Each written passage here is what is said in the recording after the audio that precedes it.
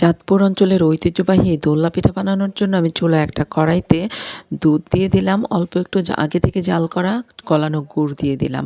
আর এখন অল্প একটু লবণ দিয়ে দিলাম আর দিলাম নারিকেল কোড়া, সেই সাথে অল্প একটু জর্দার কালার দিয়ে দিলাম।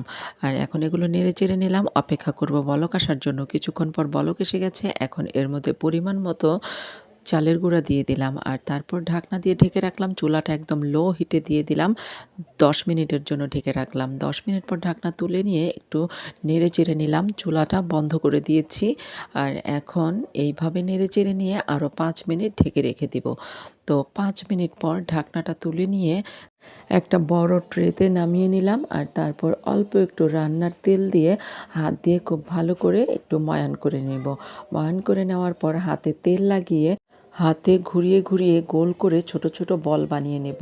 তো এভাবে করে কিন্তু এই যে সবগুলো বল আমার বানানো হয়ে গিয়েছে। তো এই বলগুলো এখন আমি ভাপে সিদ্ধ করব।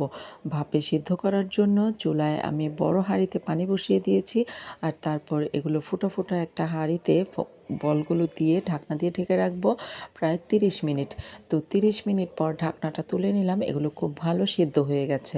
এখন নামিয়ে আরেকটা বড় ট্রেতে ছড়িয়ে রাখবো।